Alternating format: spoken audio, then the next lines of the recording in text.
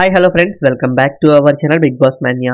Big Boss season 8 Telugu 4th week నామినేషన్స్లో ఉన్న కంటెస్టెంట్స్కి వెడ్నెస్డే అయితే వచ్చేసింది. సో వెడ్నెస్డే మార్నింగ్ వరకు పోలిన ఓట్స్ బట్టి ప్లేసెస్ ఎలా ఉన్నాయో చూద్దాం. అలాగే ఫస్ట్ టాస్క్ ఎవరు గెలిచారనేది వీడియోలో చెప్పబోతున్నాను. వీడియోని స్కిప్ చేయకుండా చివరి వరకు చూడండి.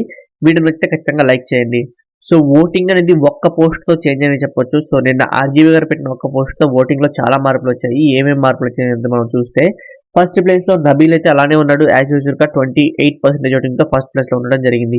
ఇక సెకండ్ ప్లేస్లో ప్రేరణ కూడా అలానే కొనసాగుతుంది అనమాట 15% ఓటింగ్తో.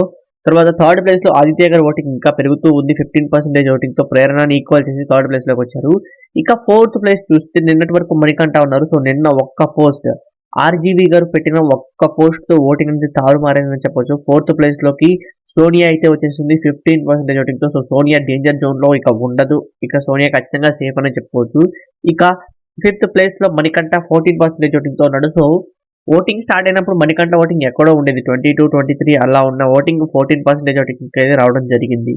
ఇక ఆ తర్వాత లాస్ట్ ప్లేస్లో అందరికన్నా పృథ్వీ 11% ఓటింగ్తో ఉన్నాడు. సో ఈ week elimination 100% confirmed fixed elimination అని చెప్పుకోవచ్చు. పృథ్వీ ఖచ్చితంగా హౌస్ నుంచి ఎవిక్ట్ అవ్వబోతున్నాడు ఈ వీక్.